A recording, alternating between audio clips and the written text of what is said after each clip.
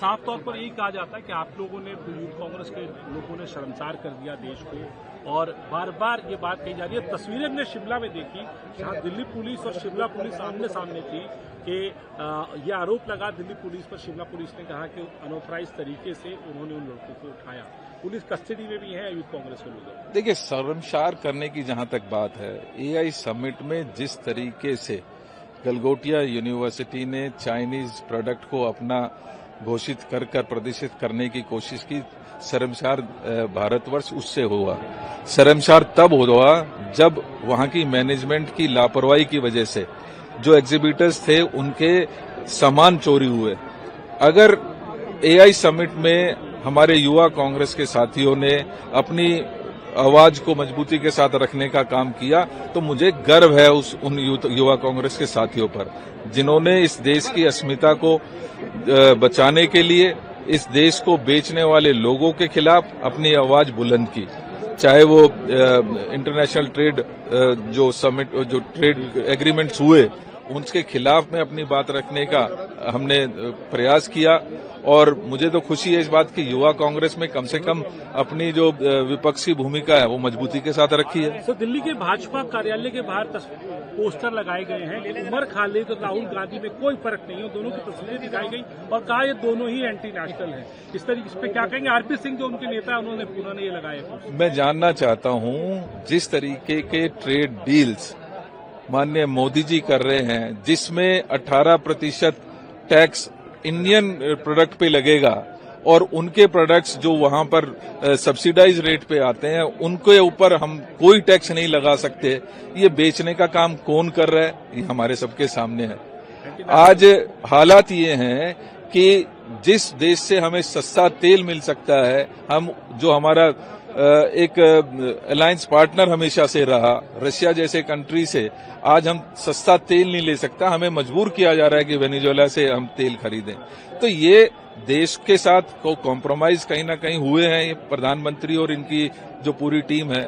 मैं कहना चाहता हूं कि आज इनको एक्सपोज करने की जरूरत है। आप पीएम कॉम्प्रोमाइज कह रहे हैं, वहां पे संबित पात्रा ने प्रेस कॉन्फ्रेंस करके कहा कि नेहरू कॉम्प्रोमाइज थे, चाचा कॉम्प्रोमाइज, इस तरीके की बातें वो कह रहे हैं। शायद तभी ये नवरत्न कंपनियां हो गई। आज आईआईटी, आज आईआईएम, एम्स जैसे संस्थाएं अगर भारत में हैं, तो कहीं ना कहीं वो उसका सबसे बड़ा अगर योगदान है तो वो आदरणीय पंडित जी के लिए है।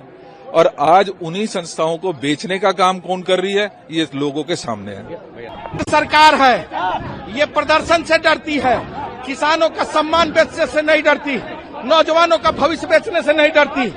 एक राहुल गांधी जी सब पर भारी है। जिस तरह यह सरकार आताताई जुल्म अन्याय अत्याचार कर रही है, पटक रही है, लाठियों से पीट रही है, हमारे कार्यकर्ताओं को जेल भेज रही है, हम डरने वाले नहीं। हम राहुल गांधी के बब्बर शेर हैं, हम लड़ेंगे, मजबूती से इस सरकार के खिलाफ इनकलाब करेंगे।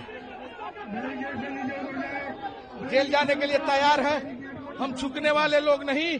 हम इस सरकार का मुकाबला करेंगे और मजबूती से सड़कों पर संघर्ष करेंगे। लात और जूतों से मारा गया और कपड़े फाड़े गए, ये पुलिस का तानाशाही रवैया, ये दिल्ली पुलिस का तानाशाही रवैया, हम इसको कतई सहन नहीं करेंगे। राहुल गांधी के सचिन पायलट के बब्बर शेर है, डरने वाले नहीं है। आपको लगता है कि प्रधानमंत्री वाकई भी कॉम्प्रोमाइज है? बिल्कुल बिल्कुल डरपोक है, यूथ कांग्रेस के कार्यकर्ता उससे डरते हैं और हमने कोई गलत काम नहीं किया।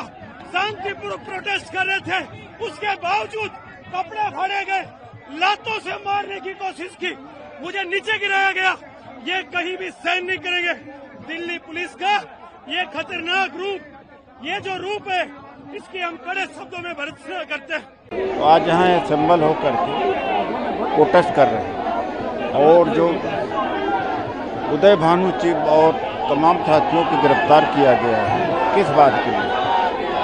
और जिस तरह से यूथ कांग्रेस ने प्रोटेस्ट किया है, कोई गलत नहीं। ऐसा प्रोटेस्ट पूरी दुनिया में मैच्योर डेमोक्रेसी में होता है, लेकिन मोदी सरकार डाइवर्ट करने के लिए, लोगों का ध्यान बांटने के लिए हाई टैरिफ जो अमेरिका ने लगा दिया, $500 बिलियन उनका अमेरिकी वस्तु को खरीदने के लिए मजबूर किया गया। एपेस्टाइन फाइल में हरदीप पुरी का नाम है, मोदी जी का नाम है, उसको दबाने के लिए, डाइवर्ट करने के लिए, अटेंशन के लिए, इसलिए यूथ कांग्रेस के साथ में अन्याय किया जा रहा है, जाति किया जा रहा है। सर ये साफ तौर पर वो भी कह रहे हैं संबित पात्रा कि आप लोग कह रहे हैं पीएम मोदी कॉम्प्रोमाइज, वो कह रहे हैं चाचा कॉम्प्रोमाइज, ऑफिस ऑफ चाचा कॉम्प्रोमाइज था, पंडित नेहरू पे एक तरीके से हमला। नहीं, अगर कंप्रोमाइज न होते तो 85 बार से ज़्यादा ट्रंप ने बोला कि ट्रंप ने भारत पाकिस्तान का युद्ध रुकवाया। अगर कंप्रोमाइज न होते तो ट्रंप ने कहा कि मैं अगर चाहूँ तो मोदी का करियर बर्बाद कर दूँ। कंप्रोमाइज न होते तो क्या अमेरिका कंपेल करता भारत को कि रूस से तेल खरीदो न, चाबहार पोर्ट से अपना दावा ख़त्म कर दो, वहाँ से कंप्रोमाइज न होते तो जीरो टैरिफ पर उनका जो एग्रीकल्चरल प्रोडक्ट्स है भारत में आने के लिए एग्री न करते। तो ये उदाहरण है, यानी ऐसे उदाहरण है जिसको काटा नहीं जा सकता कि मोदी जी कंप्रोमाइज्ड हैं। आखिरी सवाल तो संबित पात्रा कह रहे हैं कि आप लोगों ने सोशल मीडिया इन्फ्लुएंसर्स को पैसे दिए वर्ल्ड एआई समिट को बदनाम करने के लिए, नहीं, वो रील्स ट्रेंड करने के लिए। वो तो किसी को सेट कर सकते हैं, किसी को पैसा दे करके बुलवा सकते हैं, झूठ बुलवा सकते हैं, पुलिस उनके पास है और पूरा तंत्र उनके पास है, गुंडई करके दबाव बना करके। कांग्रेस को क्या पड़ी हुई है, सभी जानते हैं। सोशल मीडिया को बदनाम करने की क्या ज़रूरत है। जो रोबोट चाइना का था अपना बना करके पेश करोगे, चाइना ने ही खंडन कर दिया, उसमें बदनाम करने की क्या बात है। आप बनाया नहीं कह रहे, इंडिया ने बनाया।